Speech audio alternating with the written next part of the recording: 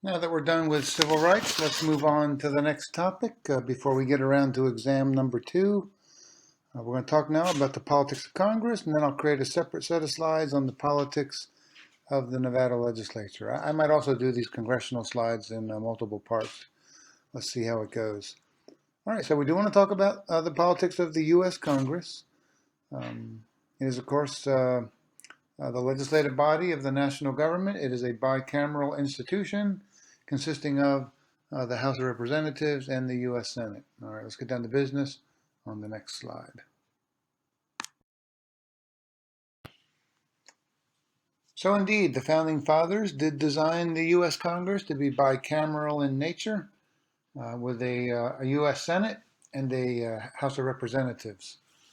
And we know that that is a form of checks and balances. They did want to put preeminent power in the hands of the Congress. That's why the powers of Congress are laid out in Article 1 of the Constitution.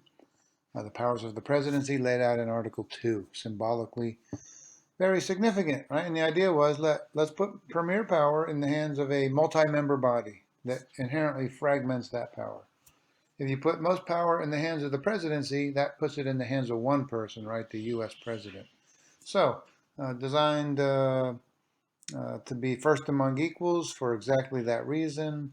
And then part of that is a bicameral structure in which the House, right, has different rules, different methods, different election seasons, 2-year terms. Senate is 6-year terms.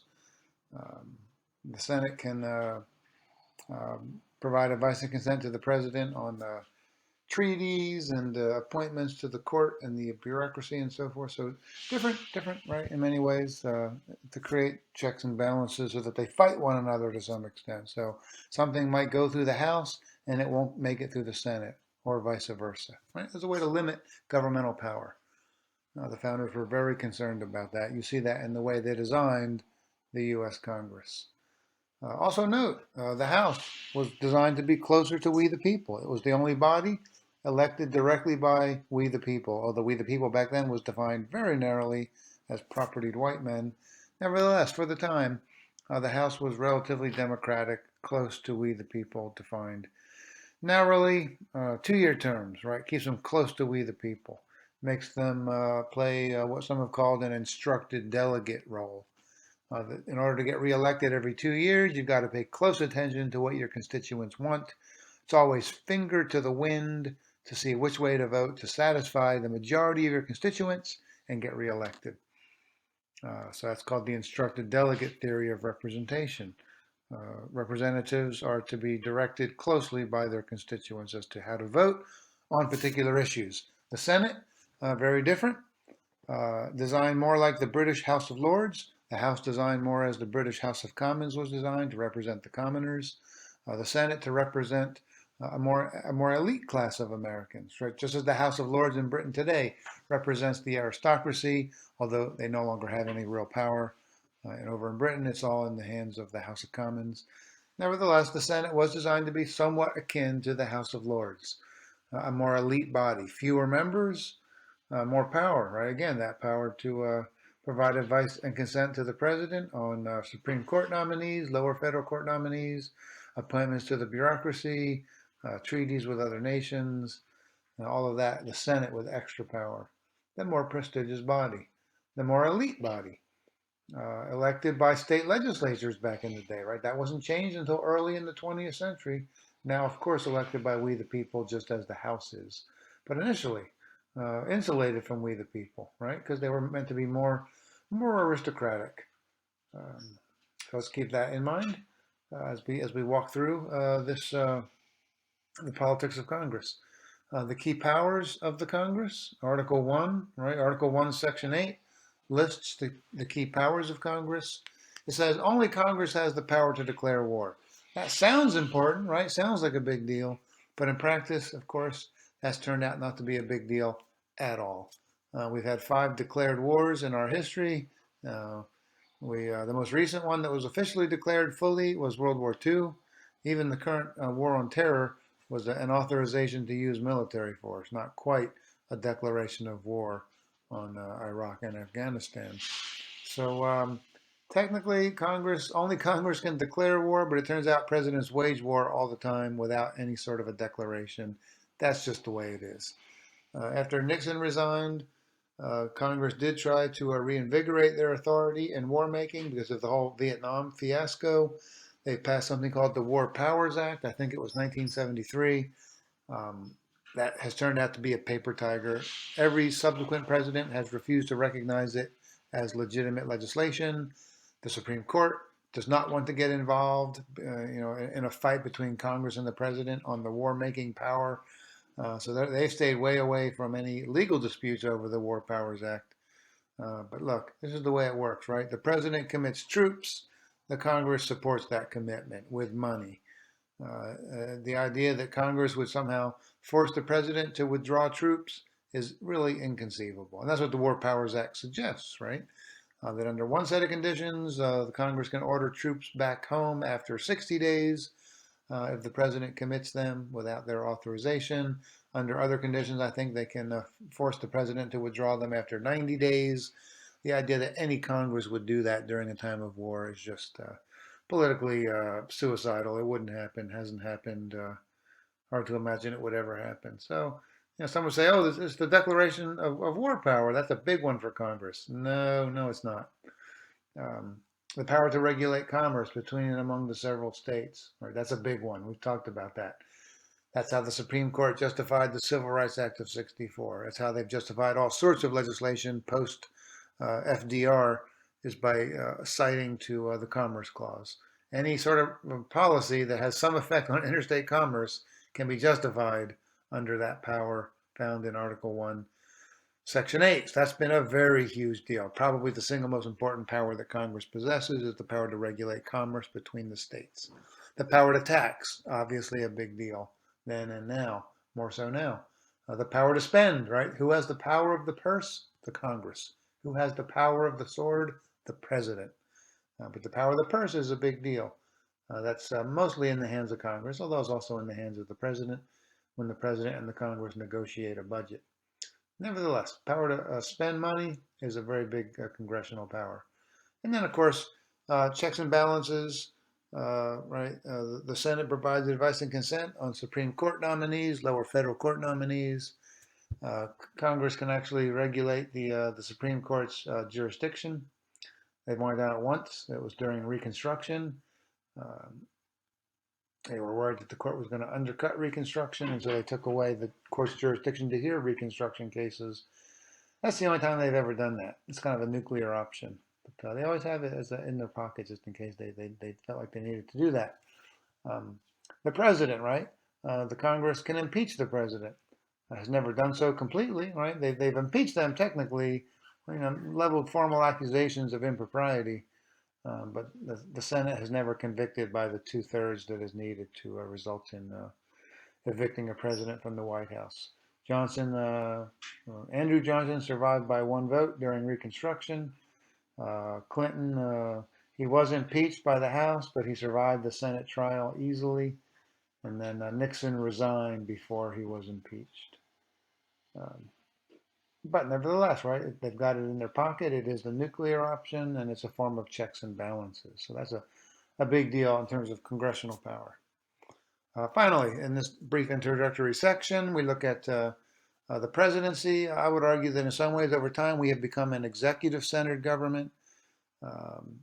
That was not the intention of the founders, but I think the world has changed in certain ways that have systematically favored a more powerful presidency, a somewhat less powerful Congress, particularly in foreign policy, where the president tends to dominate. And foreign policy, right, has been central to American politics since at least the end of World War II.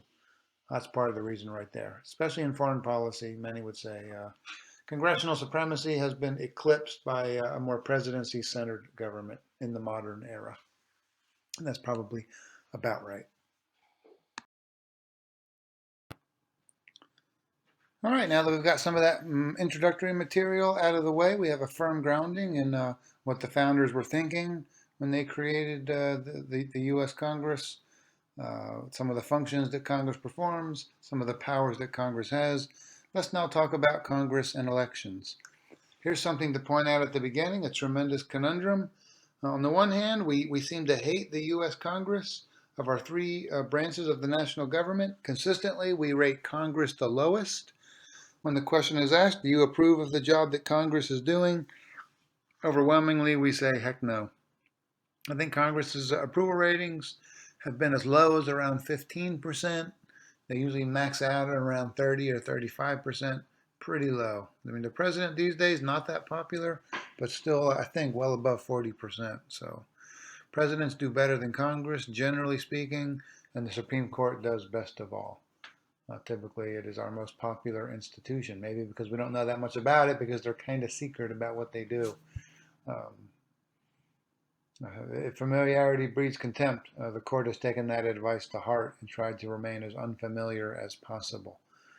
So we hate Congress, and yet we know that the re-election rates of incumbents who choose to run again, very high. Typically in the House, on average, your chances of getting re-elected as an incumbent, about 90%. Typically in the U.S. Senate, chances of getting re-elected somewhere in the low to mid 80s. So overwhelmingly, incumbents win elections. They beat back challengers most of the time by far. So what's the deal, right? We hate Congress. We re-elect our own incumbents. All right, that's because I think fundamentally it is this. Congress serves two functions. On the one hand, they represent the nation as a whole, right? They are our federal legislative body. So they seek to represent what is best for the country as a whole. Simultaneously, however, it also functions as a conglomeration of a wide variety of state and local constituencies that want representation for their particular geography, right? So what do we expect from Senator Harry Reid? That he does what's good for Nevada. What do we expect from Senator Dean Heller? That he does what's good for Nevada. What do we expect from Dina Titus? That she advances the interests of her particular constituency. Same for Mark Amidei, same for Crescent Hardy, same for Dr. Joe Heck. And do those things quite add up? What's good for the country? What's good for Nevada? What's good for a particular congressional district? Probably there's a conflict there, right? Let's put it this way very briefly. What do we expect these days from Nevada politicians at the national level? That they beat back Yucca Mountain being used as a repository for nuclear waste. And yet what do most people across the country want? That's what they want. They want Yucca Mountain, middle of nowhere, to be used as a repository for spent nuclear fuel. So people of Nevada are like, no way. The rest of the country is like, what's your problem, man? What's your problem? Right? And that happens over and over again in all sorts of different directions. That what the nation as a whole might want is not going to be what a particular state wants, a particular congressional district within that state. So we expect our Nevada politicians to stand up tall for Nevada, but that sometimes creates conflicts with what's good for the nation as a whole and vice versa. So there's a disconnect here. It's because Congress, again, is serving two different functions. They conflict.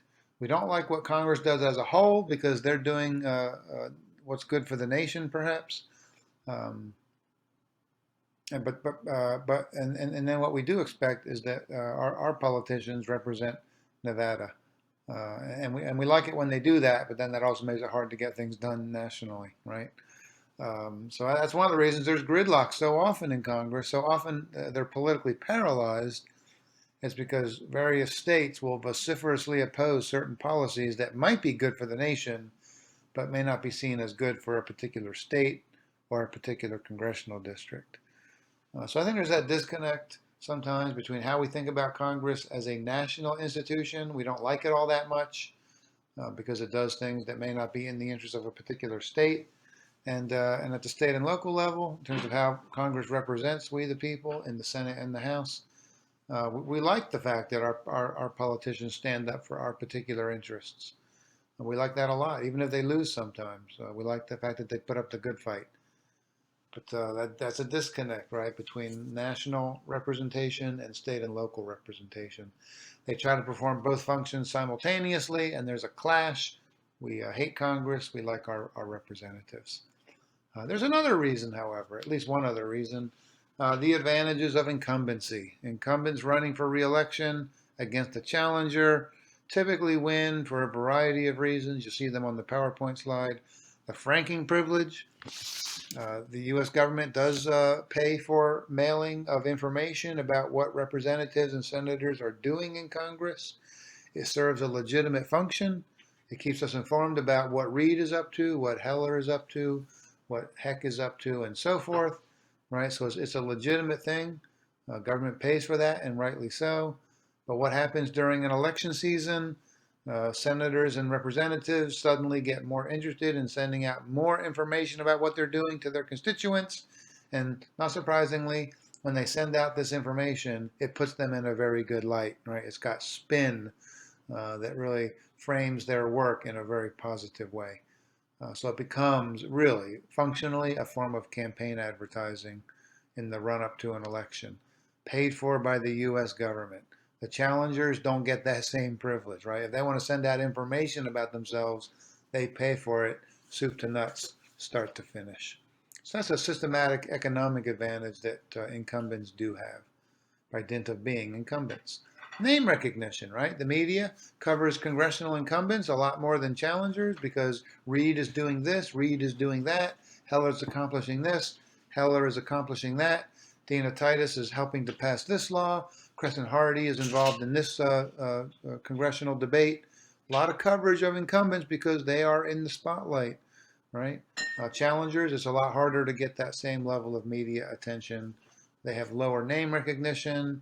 And if people at the polls are faced between an incumbent that they do know and a challenger with whom they are relatively unfamiliar, typically they're going to vote for the incumbent. So that becomes a systematic advantage. Now, that being said, it can be a disadvantage, right?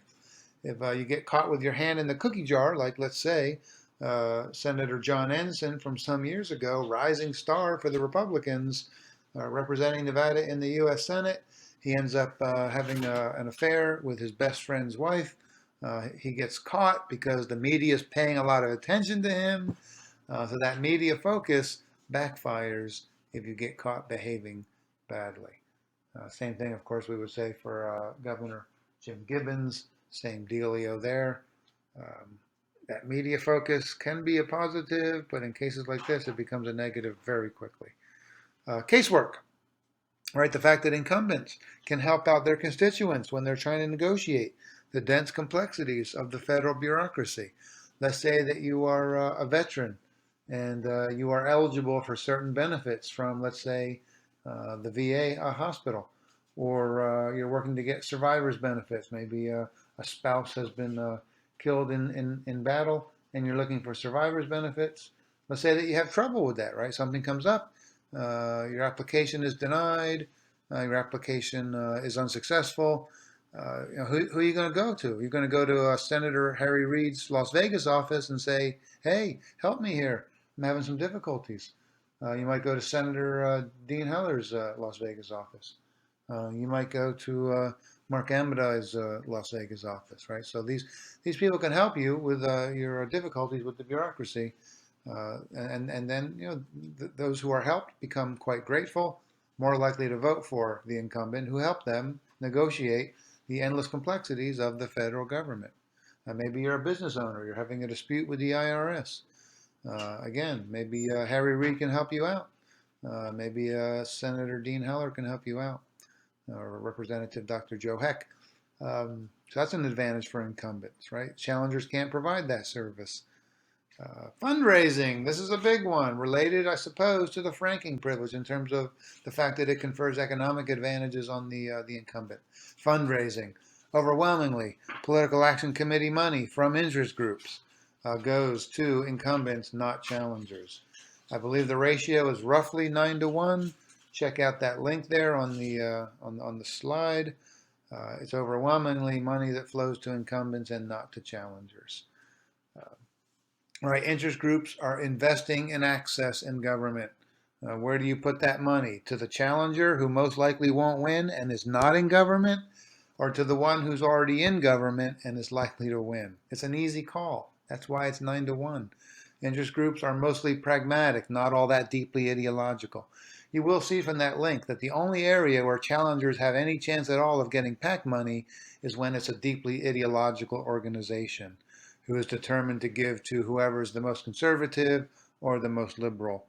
But that's unusual, right? Most interest group money is pragmatic money. It's money by big corporations that have a lot at stake economically. They're going to be pragmatic, not ideological. They're going to invest in the sure thing versus the unlikely challenger. So that's a huge advantage for incumbents. That's mostly what funds elections these days is PAC money, especially since the Supreme Court decision of Citizens United, where the Supreme Court ruled that campaign spending by political action committees is a form of free speech protected by the First Amendment. Congress can regulate that only minimally. So that's become, if anything, an even bigger deal since Citizens United of, I think it was 2012. All right. Anything else here? I think we got it. So those are also reasons then why incumbents tend to beat challengers. Challengers face a number of roadblocks here, a number of difficulties, a number of barriers. Systematically, all of these factors we just talked about favor incumbents over challengers. And so it doesn't make it impossible for challengers, it just makes it very difficult.